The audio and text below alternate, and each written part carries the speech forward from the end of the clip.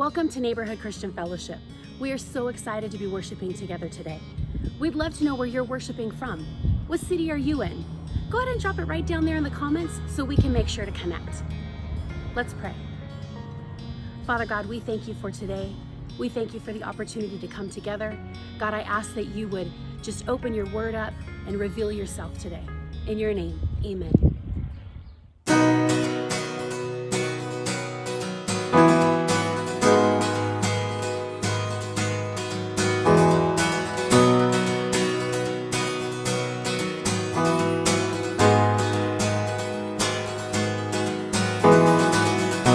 Sufficient sounds a new beginning.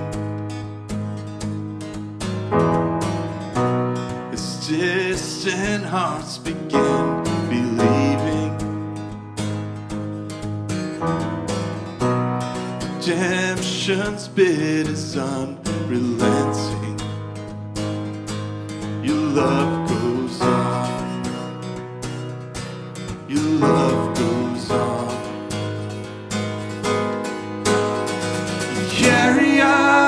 Carry us when the world gives way. Cover us with your endless grace. Your love is relentless. Your love is relentless. Your love is relentless. Love is relentless.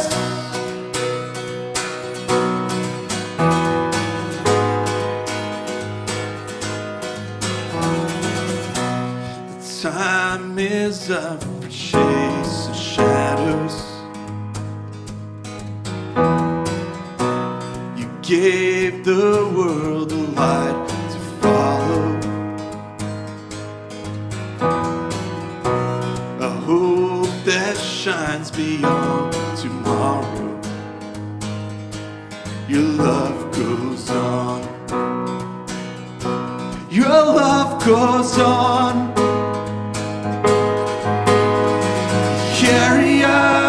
Carry us when the world gives way. You cover us with your endless grace. Your love is relentless. Your love is relentless. Your love is relentless. Your love is relentless.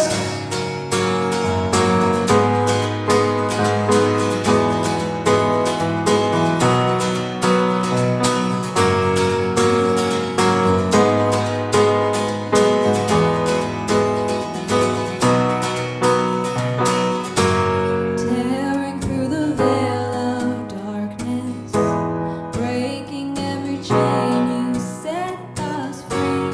Fighting for the furthest heart, you gave your life for all to see. Tearing through the veil of darkness, breaking every chain, you set us free. Fighting for the furthest heart, you give your life. Love is relentless. Your love is relentless. Your love is relentless. Your love is relentless. Your love is relentless.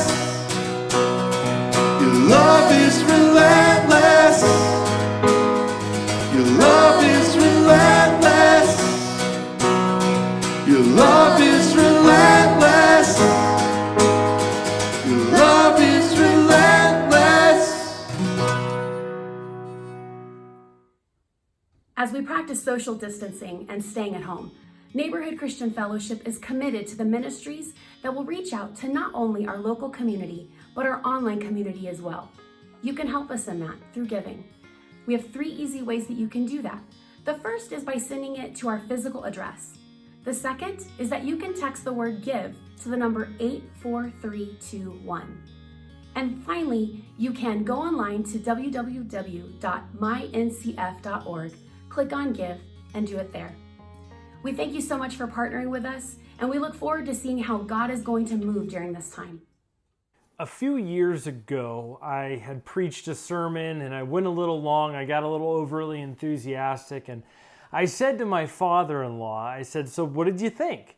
And he said, "Well, I don't know, let me tell you a story." And I said, "Okay." And he said, there was a new preacher in town, and he went to this ranching town. He went to all the other ranchers, and he said, "Hey, I'm starting a church, and I want you to come, and so meet me out here at my church on Sunday." So preacher gets all ready for a big crowd, and one rancher shows up. That rancher came in and looked around, saw that no one was there, and the preacher, they're waiting, keeps checking his clock and wondering if other people are going to come. And he says to the rancher, he says, "Well, I don't really know what to do. I've never had just one person show up before." And the rancher says, "Well, I don't know a whole lot about preaching, but I know about ranching. And if one head of cattle shows up, I feed them." And so this invigorated the preacher. The preacher was excited, and so the preacher goes and preaches his best message he's ever given, and he's just going, and he feels like it's going so well. He just keeps going and going and going all through the scriptures. And finally, about an hour later, the preacher ends. He looks over at the rancher and he says to the rancher, "Well, sir, what did you think?" And the rancher says, "Well, I don't know much about preaching, but I know about ranching." He said, "And if only one head of cattle shows up, I don't give him all the food." See, what my father-in-law was trying to tell me was I went a little long. But had he told me that, I would have just brushed him off. Instead, he gave me this story, and a kind of story that I hope I never forget. A story that's funny, and now every now and then we're sitting around the dinner table and we're talking, and he says, "Well, I don't know, it's a story about a rancher," and I know what you're going to say, I know what you're going to say. We all have these stories in our lives, and sometimes these stories are meant to confront. This is the way that Jesus used parables. Jesus used them as a means to get his point across, but also to confront his critics. Now, Jesus lived in a society that valued purity very much. Now, Jesus sort of stepped all over that. I mean, he invited people to eat with him who were sex workers, people who were prostitutes. He invited people to eat with him that were tax collectors. These were people who had betrayed their own people. And then right in Luke 15, see, Jesus was at a dinner party with these Pharisees. And what they say is this, in Luke 15, verse 1, it says this: "All the tax collectors and sinners were gathering around Jesus to listen to him. The Pharisees and the legal experts were grumbling, saying, 'This man welcomes sinners and eats with them.'" So instead of Jesus giving them a great lecture about the character of God and who God is, rather than giving them a story of the Old Testament or something like that, he just leaps right into a story, into a parable.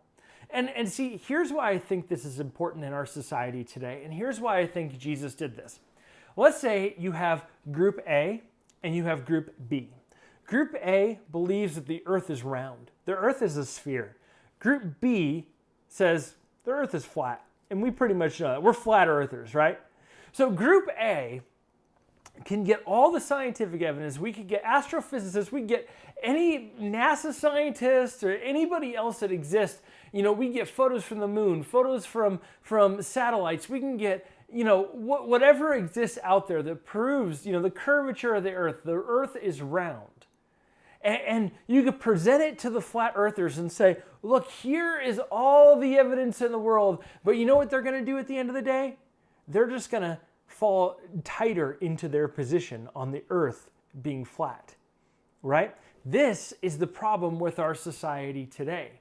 The problem is we've gone into a discourse, which is a social media discourse, where we get further entrenched into our own points, and no one actually repents. No one actually changes their mind.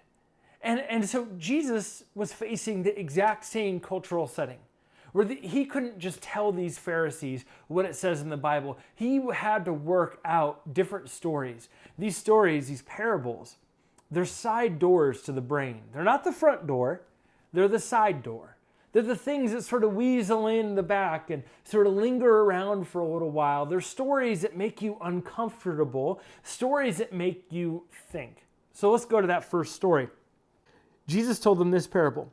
Suppose someone among you had 100 sheep and lost one of them. Wouldn't he leave the other 99 in the pasture and search for the lost ones until he finds it?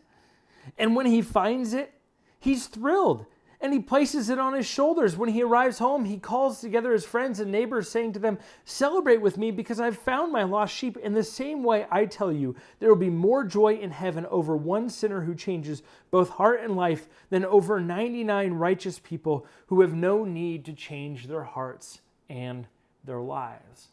So the first story he tells them is really interesting because what Jesus is doing is he's borrowing all this Old Testament metaphor. All over the book of Isaiah and Jeremiah, God is referred to as the shepherd of Israel. And in one of the greatest psalms of all of the Hebrew Bible, Psalm 23, it says, "The Lord is my shepherd." So here's what Jesus is doing here. He is taking all this beautiful imagery of the Old Testament and he's reframing it into this story that would help them to understand. Hey, there's 99 sheep over here. One got away. Wouldn't you leave these 99 in the pasture and go after the one that's hurting? This is what Jesus is saying. This is so relevant in our times today as we deal as a society with things like racial injustice, as we deal in a society with other injustices and things that are broken and hurting. Jesus said earlier on in the book of Luke, "I come for the sick. It's not the healthy that need a doctor, but I am here for the sick." Church, as we continue to lead in this climate of our church, will we be the ones who will go with Jesus after the one that is hurting and leave the 99 behind? See, this is what Jesus called these Pharisees to. This is what the story he told them. And it really was about the sinners, the prostitutes, the sex workers, the tax collectors. Those who were sitting at this dinner were confronting Jesus on this. They were upset at Jesus at this. And Jesus didn't try and speak directly to it. Rather, he went very indirectly. And he told them the story that would live in their consciousness and live in our consciousness for 2,000 years. But it also reveals the nature of a loving God. The loving God who will go after us and seeks after us relentlessly because he loves us. It reveals the nature of a God who, when he gathers the lost, rejoices over the gathering of the lost. And you know what? Those other 99, the ones who are healthy, they're supposed to rejoice too. So Jesus starts by telling this story, and he goes on to another story. He says this, "Or what woman, if she owns 10 silver coins and loses one of them, won't light a lamp and sweep the house, searching her home carefully until she finds it? When she finds it, she calls together her friends and neighbors, saying, 'Celebrate with me, because I found my lost coin.' In the same way, I tell you, joy breaks out in the presence of God's angels over one sinner who's changed both heart and life." See, Jesus is trying to confront them with this truth that God loves it when people repent. God loves it when people turn from their sin. That God and angels throw a party in heaven when we turn our lives back over to him. This is what Jesus is trying to get across to his critics, to the ones who think that they have it all figured out. But then he tells yet another story, a story in succession with each other. The third story is this. When Jesus said this, "A certain man had 2 sons. The younger son said to his father, "Father, give me my share of the inheritance." Then the father divided his estate between them. Soon afterward, the younger son gathered everything together and took a trip to a faraway land. There he wasted his wealth through his extravagant living. When he had used up his resources, a severe food shortage arose in that country and he began to be in need. He hired himself out to one of the citizens of the country, who sent him into his fields to feed the pigs. He longed to eat from his fill from what the pigs ate, but no one gave him anything. When he came to his senses, he said, "How many of my father's hired hands have had more than enough food, but I am starving to death? I will get up and go to my father and say to him, 'Father, I have sinned against heaven and against you. I no longer deserve to be called your son. Take me as one of your hired hands.' So he got up and went to his father. While he was still a long way off, his father saw him and was moved with compassion. His father ran to him, hugged him, and kissed him. Then his son said, 'Father, I have sinned against heaven and against you. I no longer deserve to be called your son.' But the father said to his servants, 'Quickly bring out the best robe and put it on him. Put a ring on his finger and sandals on his feet. Fetch the fattened calf and slaughter it. We must celebrate with feasting, because this son of mine was dead and has come back to life. He was lost and is found.' And they began to celebrate." Now, Jesus was absolutely upsetting his culture, the culture that was right there among him. The Pharisees would have known the rules. They knew the Bible. Let me just read you just super quick. Deuteronomy 21:18. There's these rules for children who are rebellious, and it starts like this. Now, if someone has a consistently stubborn and rebellious child, maybe you could read this to your kids at bedtime, right? Who refuses to listen to their father and mother even when the parents discipline him, he won't listen to them. The father and the mother will take the son before the elders of that city and its gates. Then they will inform the city's elders. This son of ours is consistently stubborn and rebellious, refusing to listen to us. What's more is that he's wild and a drunkard. Then all the people of that town will stone him until he dies. Remove such evil from around your community. All Israel will hear about this and be afraid." I mean, ouch, right? Like, this is what the Pharisees, this is the text that's in the Pharisees' mind. They understand stubborn and rebellious children. They understand what the Bible says to do about them. And here, Jesus offers a completely different way. In fact, this parable that Jesus tells is actually a longer version of another parable that that Jewish rabbis would teach. Jewish rabbis taught that this son went off and ate the pods of the pigs. And the moral of the story is, honor your father and mother. It never had anything. Instead, Jesus changed the ending. Jesus added this whole segment on that he desired to come home. And while he was still a long way off, the father took his best robe and rings and he ran to him and he put it on him and he said, "You are my son, I love you." And he forgave him and embraced him, and with great joy threw a party. There's another side to this story that we're going to look at next week. So there's another son that's so important to this parable. It's actually the longest of Jesus' parables. So we're going to look at that son next week.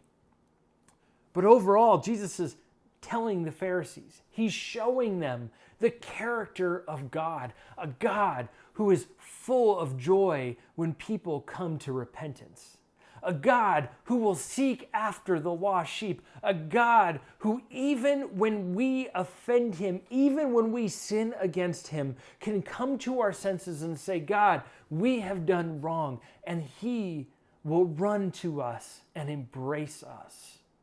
See, the reality of these parables is that Jesus is trying to paint the picture of a joyous, celebratory God who loves us, a God who's ready and willing to forgive us, a God who wants to invite us into what his kingdom looks like. A kingdom that welcomes people like prostitutes, a kingdom that welcomes people like tax collectors, a kingdom that welcomes even people like me. I don't know where you're at today. Maybe you are far off from the kingdom of God. Maybe you thought, if I just walked into a church, the church would shake down and I'd fall off and die. But the reality is God loves you. And Jesus wants to reveal what his Father looks like, and he does it through these parables, that he is desiring a relationship with you, that he's willing to throw everything off and run to you to begin that relationship anew. Maybe you're here today and you're in one of two camps. Maybe you've been following God for a while, but you've just kind of gotten into some patterns and behaviors. Like you're kind of like this rebellious son. Like you were with your father for a long time, but for a little while, you wanted to go run off and party. And you did that. And you ran off and partied. You know what? Guess what? Jesus wants to bring you back. Jesus wants you back. He wants to have a deep relationship with you. He wants you to experience his love. Maybe you're in that camp. Maybe you're in this other camp. This other camp is you don't know God. You've never met Jesus before. But you've been hearing about this God today, the kind of God who changes the story through his parables, the kind of God who changes the story and reveals the true essence and the true character of God the Father, a loving, forgiving God who wants to embrace you and have a new relationship with you. Maybe that's you today. I want to invite us to begin a relationship with Jesus. If that's you today, you could do that simply through a prayer. Let us know in the comments or reach out to us on our website or through email. We'd love to hear from you and pray with you. So I want to begin to pray with you right now. Maybe that's you, and you need to simply put your trust and your confidence in Jesus. Let's pray. Lord Jesus, I want to pray for those right now who need to put their trust and their confidence in you, whether it's rededicating their lives or whether it's starting a brand new relationship. God, would you hold them in your hands? Lord, would you change the story of their lives? And would you help them to start fresh? God, we know that in your word, it says, those of us who love you, you will come and make a home with us. God, we pray that you would do that with whoever it is that wants to accept Jesus today. God, would you come and make your home with us? God, would you make us new? Help us to start fresh and to begin to walk with you brand new again today. Amen.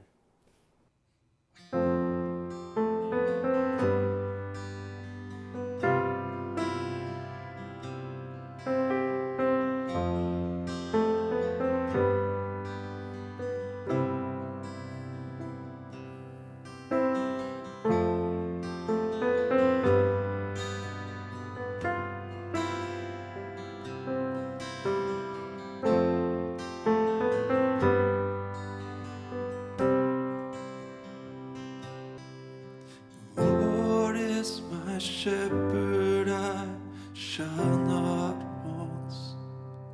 In green pastures he makes me lie down. He restores my soul and leads me on for his name, for his great name. And surely goodness, surely mercy, right beside me all my days.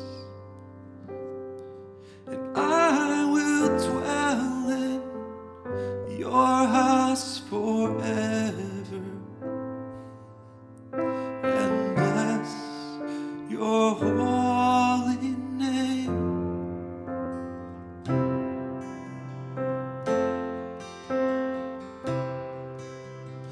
You prepare a table right before me in the presence of my enemies. Though the arrows fly and the terror night is at my door, I'll trust you, Lord. Surely goodness,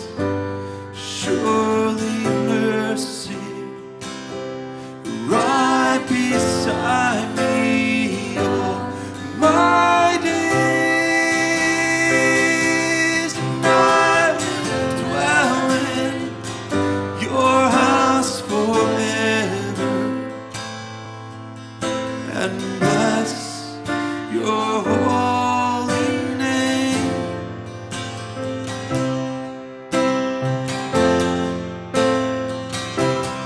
Even though I walk through the valley of the shadow of death, I will fear no evil.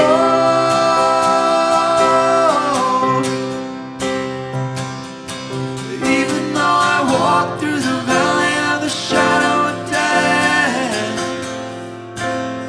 you are on my side.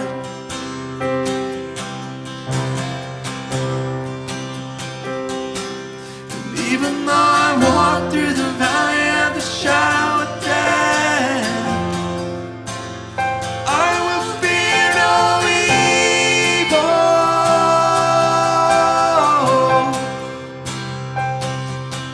Even though I walk through the valley of the shadow of death, you are on my side.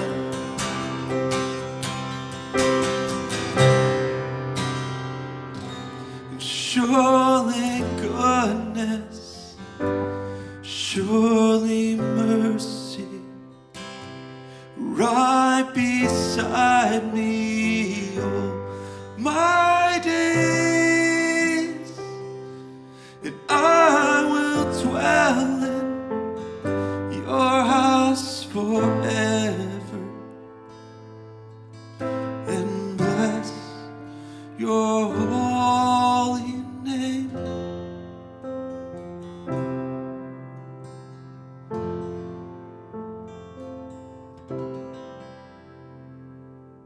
Thanks for joining us today at NCF. We're so glad that we could worship together.